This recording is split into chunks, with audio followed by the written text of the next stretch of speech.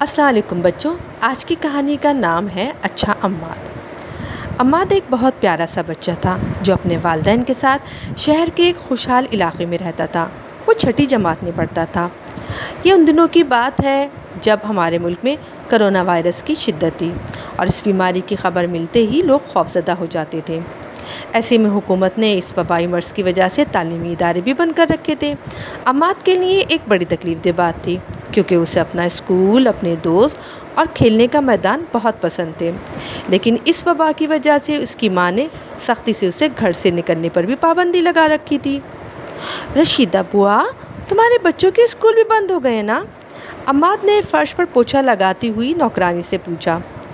कहाँ मियाँ, हम गरीब लोग हैं, हमारे बच्चे स्कूल में नहीं पढ़ते। बड़ा वाला बच्चा 15 साल का हो गया है, दुकान पर बैठता है, पर अब दुकान बंद है, क्या करें? दिहाड़ी बंद हो गई। उससे छोटी समीना पढ़ने की बड़ी शौकीन है, पर क्या करे, कहाँ से लाऊं इतने पैसे?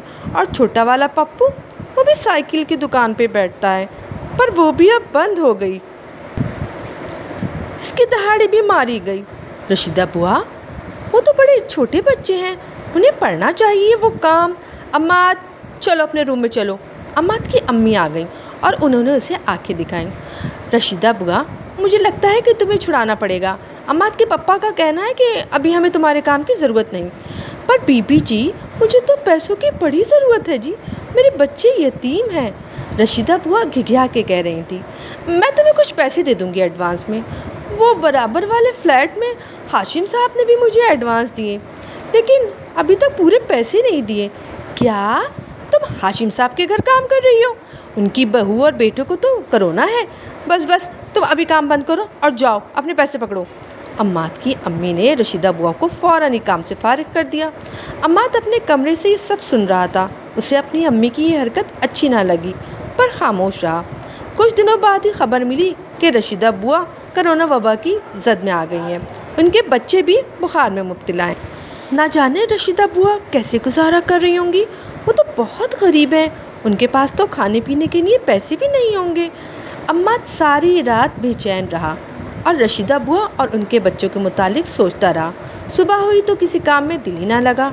अम्मी, क्या हम रशीदा बुआ की कोई मदद कर सकते हैं? ऐसे वक्त में उन्हें हमारी मदद की ज़रूरत है, वो बीमार है। अम्माद, फालतू बातें ना करो, तुम जानते हो कोरोना वायरस कितना ख़तरनाक है, तुम मेरे इकलौते बच्चे हो। उसकी अम्मी ने उसे डांट दिया। मोहम्मद असद एक रिटायर्ड कर्नल थे। वो रोज़ाना उनके घर के सामने बड़े से ग्राउंड में वर्जिश करते थे। कर्नल साहब बच्चों के बड़े अच्छे दोस्त थे। वो बच्चों से हाथ मिलाते और उन्हें टॉफ़ियाँ भी बांटते थे। आज कर्नल मोहम्मद सुबह वर्जिश कर रहे थे। अम्माद ने उन्हें दूर से देखकर हाथ हिलाया तो उन्होंने भी खुशदिली से इसका जवाब दिया। अम्माद के दिल में न जाने क्या आई, वो दौड़ता हुआ उनके पास पहुंचा। हाँ जवान, आज तुम्हारी अम्मा ने बड़ी बहादुरी दिखाई जो तुम्हें बाहर निकलने दिया, लेकिन बेटा मास्क लगाना ज़रूरी है, ठीक से अपना मास्क पहनो। कर्नल अंकल, मुझे आपसे एक ज़रूरी बात करनी है। कोरोना वायरस की शिद्दत में अब कमी आ चुकी थी। तालीमी इदारे भी खुल चुके थे, दफातर भी खुल चुके थे। रशीदा बुआ की कमी अब शिद्दत से महसूस हो रही थी और एक दिन अचानक रशीदा बुआ आ ही गई। अच्छा हुआ रशीदा बुआ तुम आ गई।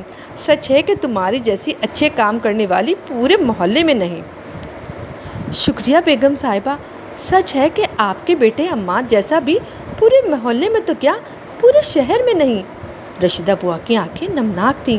मैं समझी नहीं रशीदा बुआ। अम्माद एक बहुत प्यारा नेक बच्चा है, आज मैं उसकी वजह से आपके सामने खड़ी हूँ, वरना शायद कोरोना ही नहीं बल्कि भूख से मैं और मेरे बच्चे मर जाते। आज मेरे बच्चे ना सिर्फ सेहतमंद हैं बल्कि स्कूल में भी पढ़ रहे हैं। अम्माद की वजह से? तुम क्या कह रही हो रशीदा बुआ? अम्माद के अब्बू जो इनकी गुफ्तगू सुन रहे थे वो भी हैरान रह गए। जनाब, मैं बताता हूँ। कर्नल मोहम्मद असद उनके सामने आके खड़े हो गए और कहने लगे। जब अम्माद को रशीदा की बीमारी का पता चला तो वो सारी रात बेचैन रहा। उसे फिक्र थी कि रशीदा और इसके बच्चों का क्या होगा, ये रोज़ाना के कमाने वाले अपना पेट कैसे पालेंगे। और उस सुबह जब मैं रोज़ाना मामूल के मुताबिक वर्जिश कर रहा था तो इसने मुझसे रशीदा बुआ की सारी कहानी सुनाई और फिर हम दोनों ने इसकी मदद का फ़ैसला किया। अम्माद के वालिदैन हैरत से एक दूसरे की शक्ल तक रहे थे। मैंने अब घर घर काम करना छोड़ दिया है बेगम साहिबा। कर्नल साहब ने मेरे लिए घर पर ही काम का बंदोबस्त करा दिया है, पर मैं आपके घर का काम नहीं छोड़ूंगी क्योंकि ये मेरे मोहसिन का घर है। अम्माद के वालिदैन की आंखें रो रही थीं, पर ये गम के नहीं खुशी के आंसू थे। उन्होंने देखा अम्माद शर्माया सा कर्नल मोहम्मद असद के पीछे खड़ा था। अम्माद, मेरे बच्चे, मुझे माफ़ कर दो। तुम अभी बच्चे हो, लेकिन तुम्हारे मुकाबले में मुझे अपना कद बहुत छोटा महसूस हो रहा है। ये सच है कि एक दूसरे की मदद करने में ही हम सबकी भलाई है। तो बच्चों, आज की कहानी आपको कैसी लगी बताइएगा ज़रूर। अल्लाह हाफिज़।